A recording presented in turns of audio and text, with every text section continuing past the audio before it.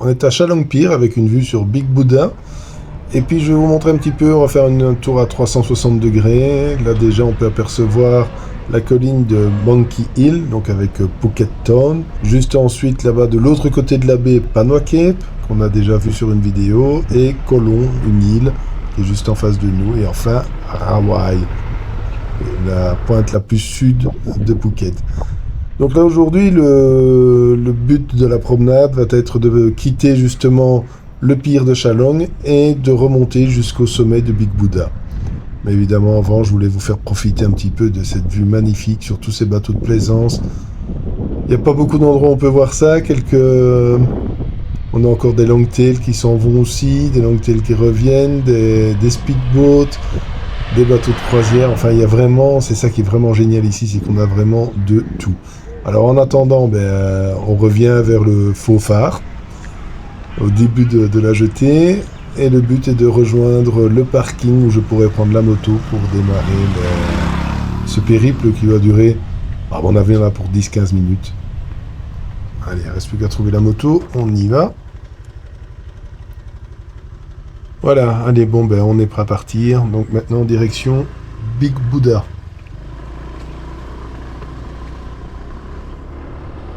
Sortie du parking.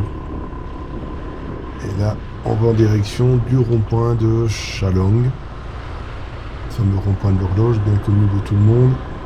Envahi généralement aux heures de pointe par les Paino. Toujours là pour guetter le moindre défaut de permis, moindre défaut de casque, moindre défaut de n'importe quoi, en fait, du moment que ça paye. Et ça paye, hein, parce qu'il y a toujours des gens arrêtés. Donc on va voir, peut-être bien qu'ils seront là pour moi aussi. On sait jamais.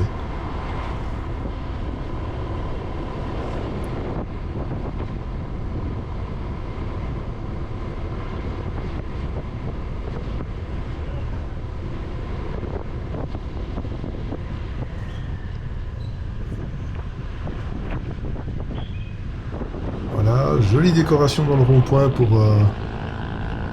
le nouvel an chinois. Et apparemment, pas de Paino disponible, donc on est tranquillou. On va reprendre la route direction Phuket Town. Donc ici, on est au-dessus du nouveau tunnel qui a été creusé il y a quelques années pour faciliter le passage de ce fameux rond-point, parce qu'il y a énormément de circulation habituellement. On ne se rend pas compte là parce que je suis vraiment hors heure de pointe. Mais à l'heure de pointe, non, c'est la folie. C'est la folie. Et le rond-point reste quand même complètement bloqué malgré le tunnel. Donc, ça a aidé, mais pas des masses. Donc ici sur la gauche, Villa Market, petit centre commercial à l'européenne. Hein. Donc c'est sympa, c'est chouette. On se retrouve un petit peu comme en Europe, comme en Belgique ou en France. Le petit problème, c'est côté tarif. On arrive sur des tarifs européens aussi, mais au moins on peut avoir des produits qu'on ne trouve pas normalement en Thaïlande. Donc ça, pour les occasions, allez, pour nous c'est pour les grandes occasions, c'est sympa. Non, je plaisante, mais vraiment c'est un beau magasin, ça vaut la peine de s'y arrêter si vous passez ici. Donc ici on est sur la grande route, comme je disais, direction Phuketville. On va pas rester longtemps en fait parce que dès qu'on va tourner sur notre gauche, on sera en direction de Big Buddha, qu'on devrait normalement apercevoir assez rapidement au sommet de la colline.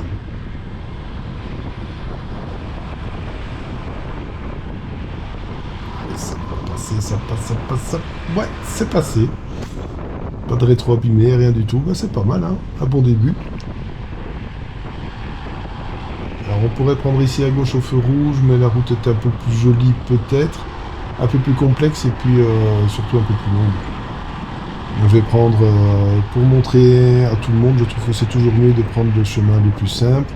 Et puis on passe par les points de repère les plus importants de Thaïlande. Donc au 7-Eleven, prenez à gauche.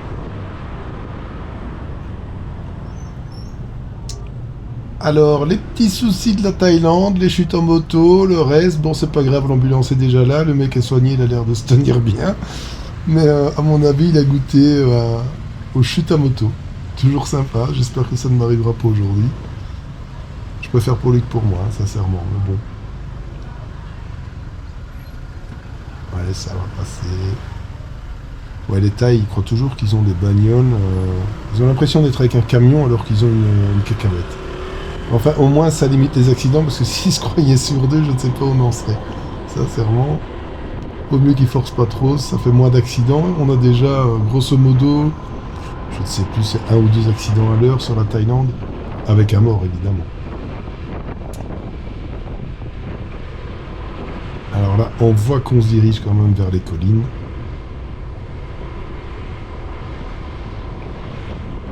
Et il y a quand même pas mal de vannes qui passent. Et ben oui, ben là-bas au-dessus, justement, on aperçoit ce point blanc, le Big Buddha. Donc on va se diriger vers lui.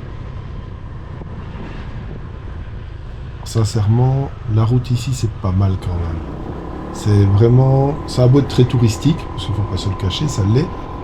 Mais il y a quand même beaucoup de petits commerces, petits magasins, petits restos thaï, petits... Vraiment, tout est fait à la taille ici. On retrouve un petit peu de tout. Et puis, pour les gens qui aiment chiner, il y a aussi une brocante ici, pas loin. Ah bon, c'est pas une brocante à l'européenne, hein. Quand on va là, on trouve tout et n'importe quoi. Mais si on aime chercher un petit peu pour bricoler à la maison, quoi, c'est vrai que moi j'ai déjà trouvé des trucs fabuleux dans ce machin-là. Mais c'est pas facile et en général on perd plutôt son temps. Mais c'est amusant. C'est amusant. Vraiment, je vous dirai quand on y sera. C'est pas très loin d'ici.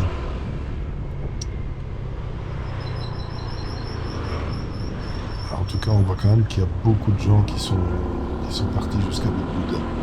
Parce que sur cette route-ci, sincèrement, à part cette attraction-là, il n'y a absolument rien d'intéressant pour les touristes. Mais vraiment rien.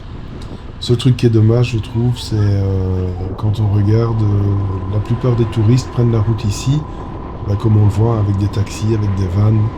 Alors c'est sympa, on a la clim, on a tout. Ah ben là voilà la brocante, ici à gauche. Donc sincèrement, c'est chouette de monter comme ça, c'est sympa, ils ont la clim. Mais je trouve qu'ils perdent beaucoup en fait, parce que la route est vraiment belle et dans le van on s'en rend pas compte. On a... Et puis on a tendance à parler dans la voiture, on regarde pas forcément par les fenêtres.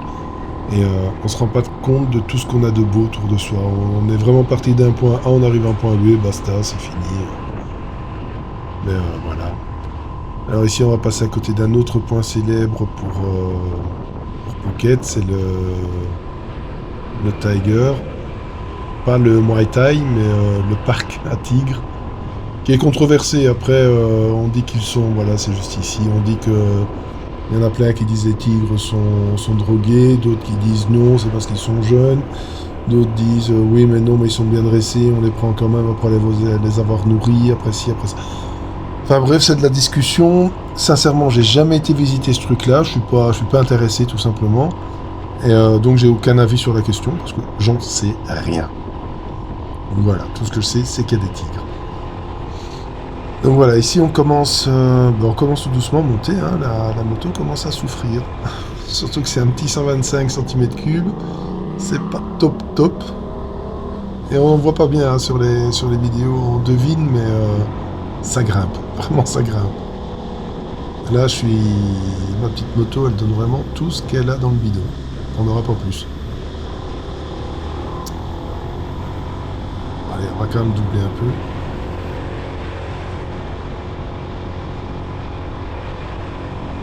C'est pas que les voitures me dérangent, mais sincèrement, pour la vue et pour la vidéo, je préfère les doubler, comme ça on a une vue un peu plus sympa. C'est quand même plus agréable.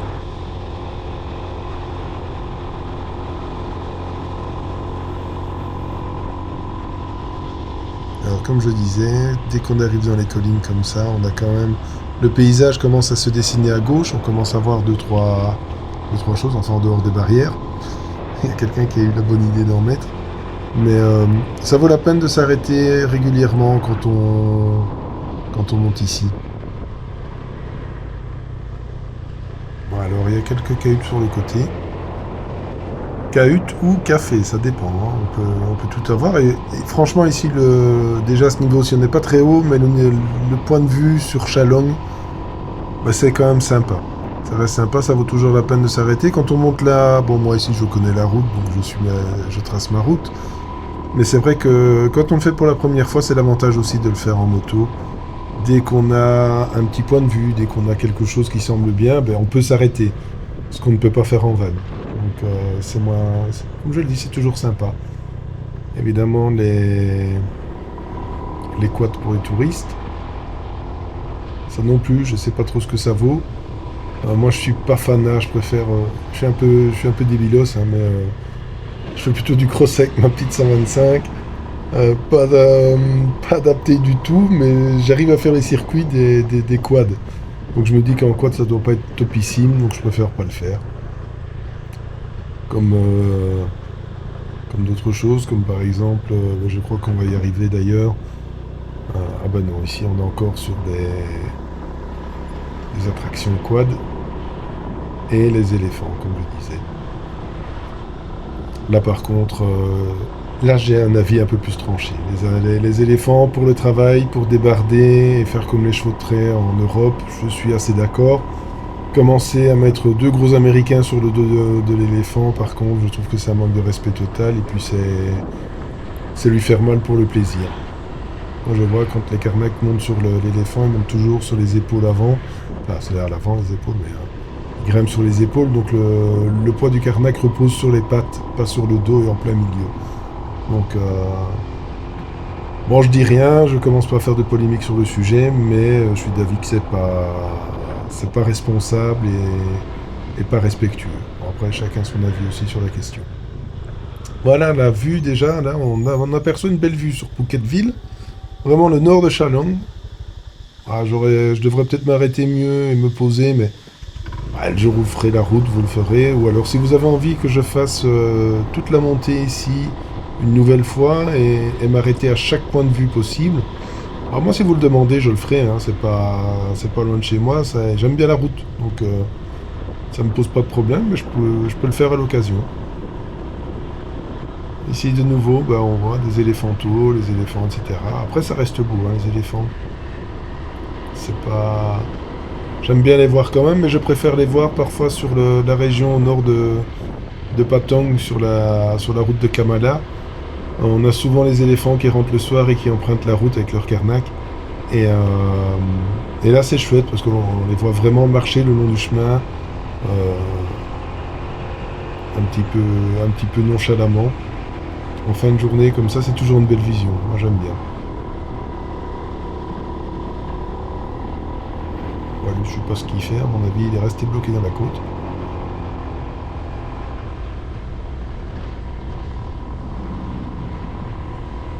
En tout cas, on voit qu'on monte.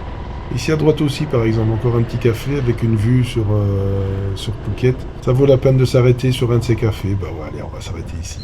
Ouais, évidemment. Juste un peu trop loin, là, c'est vue mer. Mais on se rend compte de la vue qu'on a, quoi. Je vous dis, si vous voulez un jour, je peux refaire tous les cafés, les points de vue et la totale.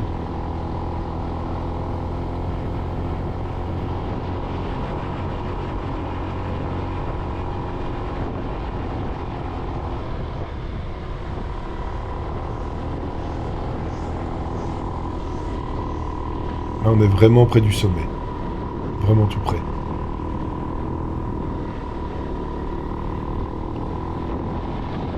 Finalement, les arbres. Ici, on navigue vraiment entre les palmiers et les EVA, les arbres à caoutchouc. C'est amusant de voir ça.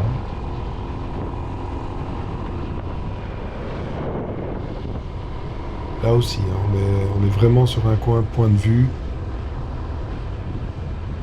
Et quand on a Big Buddha, on peut vraiment avoir un point de vue, pas à 360, mais 180 d'un côté.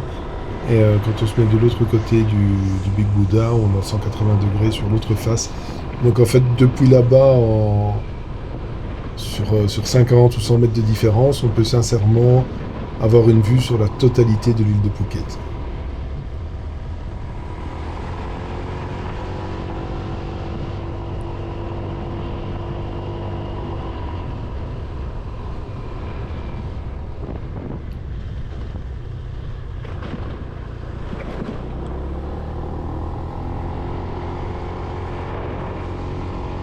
Là, on arrive vraiment tout près. Encore la tête là. On voit sa tête, il apparaît. Ça veut dire qu'on est tout près de l'entrée du Big Buddha. On passe le premier portail. Voilà, là on le voit de dos. C'est génial, on arrive au parking. Et là, Eh ben voilà, on peut pas rentrer. Ça, c'est la grosse déception de Big Buddha. Le site est fermé depuis 1 an après des éboulements côté Katakaron. Et le gouvernement fait son enquête, mais toujours, bah voilà, hein, c'est la Thaïlande aussi un petit peu, les aléas. Et comme ils font l'enquête, ils n'ont pas envie de rouvrir, ils ont décidé qu'on fermait. Ça va faire mal au portefeuille des moines, d'une part. Mais alors, sans penser à eux, sincèrement, le tourisme, c'est pas chouette, chouette. Enfin, néanmoins, on a quand même encore le parking ici. Ben, je vais me garer juste ici. Et je vais vous montrer la vue qu'on a quand même d'ici. Ça vaut le détour. Vraiment. Et voilà. Donc là, on est sur une petite terrasse. Ici, il y a tout ce qu'il faut, hein. Il y a café, boisson, petite restauration rapide. Enfin, bref, ils ont tout prévu. La superbe vue sur Phukethville. Le nord, on va vraiment loin. Vraiment, vraiment loin. C'est toujours plus beau en vrai, évidemment. Là devant nous, ben, on a dans le creux, on peut voir Caronne. Et derrière la petite avancée dans la mer, ben, on aura alors Patong qui est donc caché. Mais on voit assez loin, hein, on voit vraiment loin vers le nord. On voit à plus de 20 ou 30 kilomètres. C'est vraiment un beau point de vue.